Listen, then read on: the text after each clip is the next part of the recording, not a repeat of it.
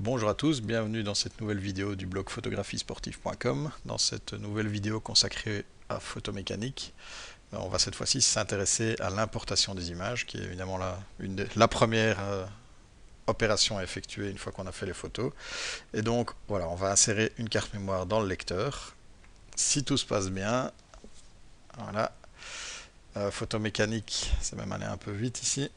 Si tout se passe bien, le système d'exploitation vous propose donc de lancer photomécanique pour l'importation, ce qui ouvre une boîte de dialogue comme celle-ci, dans laquelle on a la possibilité donc de sélectionner les sources d'images. Donc ici en H c'est ma carte mémoire.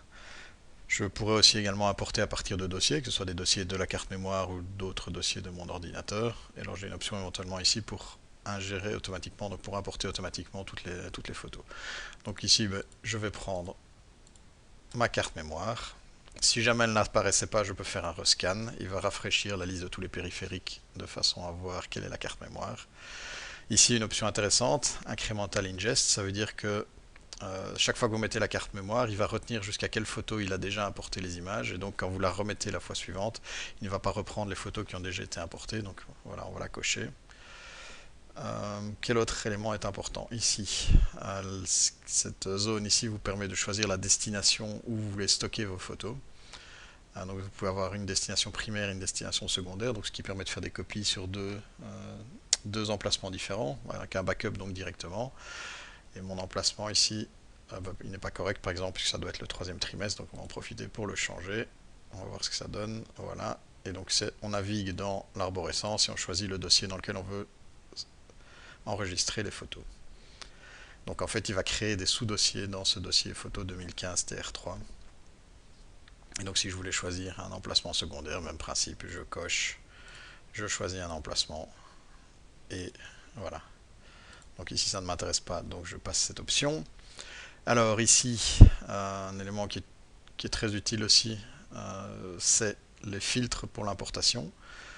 C'est le premier élément ici vous permet de copier les fichiers lockés et unlockés, donc en résumé toutes les images. Le deuxième élément vous permet de copier les photos lockées uniquement, et le troisième les photos unlockées. Alors, petite question éventuellement, c'est qu'est-ce que les photos lockées ou les photos unlockées? Donc c'est les photos verrouillées ou non verrouillées. Sur certains appareils photo, bon, les Canon et bon, les Nikon aussi, vous avez la possibilité de verrouiller une photo sur l'appareil directement en poussant sur un bouton ou parfois dans un menu.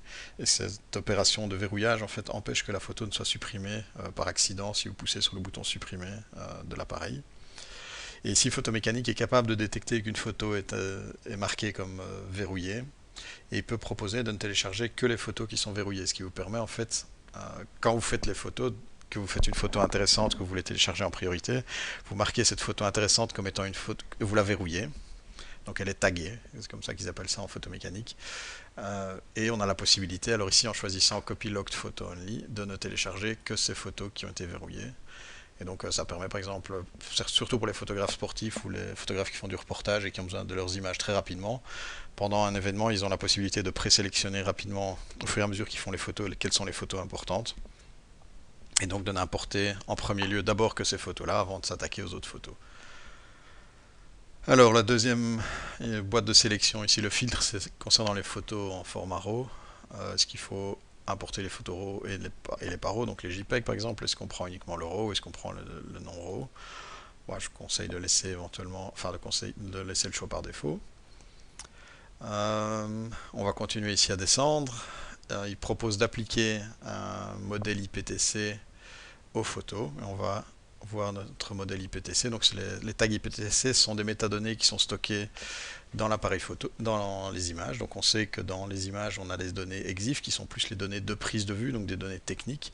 Par contre, les données IPTC sont des données plus administratives ou informatives dans lesquelles on peut renseigner le sujet, la date de prise de vue, le lieu de prise de vue, etc. Et donc il vous propose à l'importation automatiquement d'ajouter des tags et des données dans les champs IPTC. Et donc, puisqu'on parle de champ IPTC, on va aller directement à ces réglages-là pour les champs. Donc IPTC Stationary Pad, ici tout en bas. Si je clique là-dessus, voilà, ça ouvre une nouvelle fenêtre. Voilà, qui ressemble à ceci, dans laquelle on peut spécifier toutes les métadonnées en fait. Alors la force de photomécanique, comme déjà expliqué précédemment, c'est qu'on peut utiliser des variables pour un grand nombre de choses. Et donc on voit ici par exemple pour ma description, mon caption, donc ma légende, en fait, il va utiliser toute une série de variables afin de créer une légende.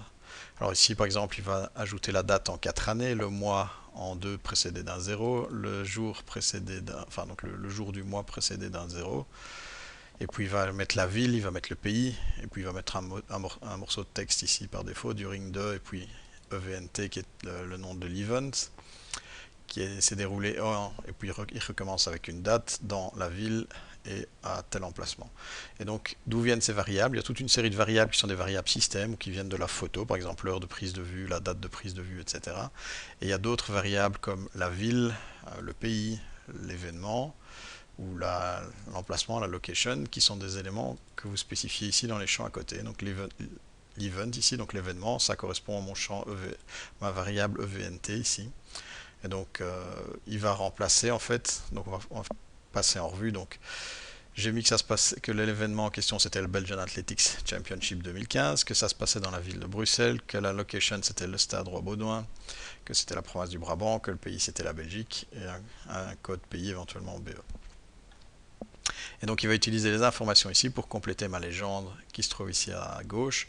Et donc les photos que je vais importer vont ressembler à ça. Donc on verra un peu plus tard, mais donc ça va faire 2015 07 26, Bruxelles, Belgium, during the Belgian Athletics Championship 2015, held on 26 07 2015 in Bruxelles, Stade Roi-Baudouin. Donc voilà, donc ça c'est l'utilisation des variables. Il y a des dizaines, voire des centaines de variables sur le wiki de photomécanique. Il y a toute une liste en fait avec les variables. Voici la page qu'on peut utiliser. Donc des variables qui sont en rapport avec l'appareil photo, des variables qui sont en rapport avec les fichiers, les champs, je vais y arriver, IPTC, des variables en rapport avec les dates, avec les profils ICC, des variables avec le GPS. Et donc elles sont toutes expliquées en fait ici. Si je prends par exemple les variables à propos de la caméra, de l'appareil photo, donc on peut avoir une variable avec l'ouverture, si on veut mettre ça dans une légende, ou dans un descriptif ou des choses comme ça, donc c'est toutes des choses qu'on peut utiliser. Voilà, le nom du folder, le numéro de frame, etc. Donc voilà, retour mécanique à ma boîte de dialogue d'importation. J'ai bien évidemment dans toutes ces métadonnées IPTC la possibilité d'ajouter qui a écrit les légendes, un headline, donc un titre résumé, qui va aussi utiliser des variables. Donc même chose ici pour event, il va reprendre mon event avec ma date. Je peux ajouter des keywords, je peux ajouter le nom des personnes qui sont montrées, enfin, etc. La liste des données IPTC est très très longue, comme vous voyez. Vous avez aussi la possibilité de préenregistrer des données que vous utilisez assez régulièrement. Donc ici par exemple, j'ai des mots-clés que moi j'utilise assez souvent et que je peux réutiliser. Donc si j'en choisis un, hop, n'a rien à voir, mais hop, automatiquement il est ajouté à ma liste.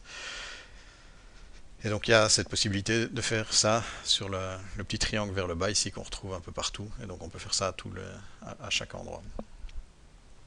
Maintenant c'est pratique, mais c'est pas tout. Ici je peux définir un espèce de canevas en fait de modèle de champ IPTC que je vais réutiliser en fonction des événements. Et je peux l'enregistrer. Donc je vais enlever football et je peux faire par exemple, voilà, si je peux faire save et je peux choisir un nom de fichier avec lequel je veux l'enregistrer. Hop. Des mots. Mécanique, par exemple, si je voulais reprendre une autre configuration pour un autre événement, je ne sais pas, hop, ici, pratiquement tous mes settings, toutes mes configurations que j'avais prédéfinies. Donc voilà, je peux revenir, hop, ici, je reprends avec exactement la même configuration, les mots-clés ont été enregistrés, etc. Alors les variables, évidemment, on peut, comme j'ai montré tout à l'heure, aller les rechercher sur le wiki de photomécanique, mais il y a aussi la possibilité de les afficher ici. Donc il y a un petit bouton variable qui vous montre les variables que vous pouvez utiliser. Et si on se met dans un champ quelque part, ici, voilà, où est passée ma boîte variable, que je clique, hop, il ajoute dans le champ automatiquement. Une fois que c'est fait, je fais close. Et puis on va continuer notre petit tour de la boîte d'importation, mais on arrive tout doucement à la fin. Je continue, donc on a vu l'IPTC ici. Je continue, je peux choisir de renommer ou pas les fichiers qui sont importés. Ici, j'ai fait le choix d'importer, de renommer mes fichiers et ils vont s'appeler de nouveau avec une variable, la date du jour, un numéro de séquence et du texte. Alors ici, ça n'a rien à voir avec les grottes, donc c'est athlétisme. Voilà. Et le numéro de séquence, c'est le numéro qui est ici en dessous, qu'on peut réinitialiser en fait, ou qu'on peut modifier en cliquant sur ce bouton set. Et donc on peut soit lui donner une valeur de départ, ou si on veut le remettre à 0, voilà, on clique sur reset. Voilà. On peut continuer toujours vers le bas, lui dire ce qu'il doit faire quand il fait l'importation. Donc ici par défaut il propose d'ouvrir une vue avec les vignettes tout au fur et à mesure qu'il importe, donc on va pouvoir prévisualiser toutes les vignettes des images qu'il importe. Ou alors il ne peut ne le faire qu'après l'ingestion, ou bien il peut ne pas ouvrir du tout de planche contact. On peut lui demander d'eraser, donc d'effacer la carte mémoire une fois qu'il a fini l'ingestion, et de la démonter de façon à ce qu'elle soit éjectée en fait du lecteur après l'ingestion. Ici pour information, il vous montre à quel endroit vont être sauvés vos fichiers, donc il va créer un dossier, photo 2015, trimestre 3 et puis la date. Parce que l'endroit où il allait copier les fichiers, voilà, il est défini ici, c'est quelque chose qu'on n'a pas vu, donc il va copier les fichiers dans un dossier qui est avec la date uniquement. Je pourrais lui mettre un dossier avec un nom, je pourrais lui mettre un dossier avec une date et un nom, enfin donc il y a différentes possibilités. Et si je mets une date et un nom, donc j'ai toujours ma date ici, et puis il y a le texte que je tape, hop, et il va créer un sous-dossier. Voilà, donc moi j'aime bien garder le dated folder. Que dire d'autre?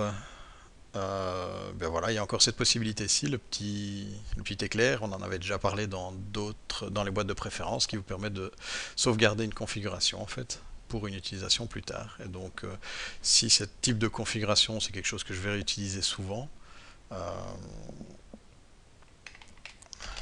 je peux l'enregistrer, lui donner un nom, importe type. Ok. Et donc maintenant, admettons que je modifie, je ne sais pas quelle information ici, l'athlétisme, je l'ai changé. Si je dis non, tout compte fait, je veux revenir à ma config import type, hop, je resélectionne ma présélection, mon preset, et automatiquement il rechange. Il reconfigure comme il était configuré précédemment. Donc voilà, ici on est prêt, on va prendre la carte mémoire, on a ça, et quand on est prêt, on peut lancer la gestion. Et donc on voit que il commence à ingérer en fait les photos au fur et à mesure.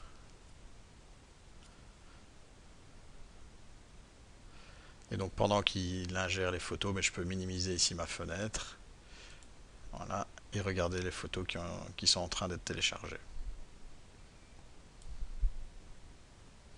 Voilà, c'est tout pour la partie de l'importation des fichiers.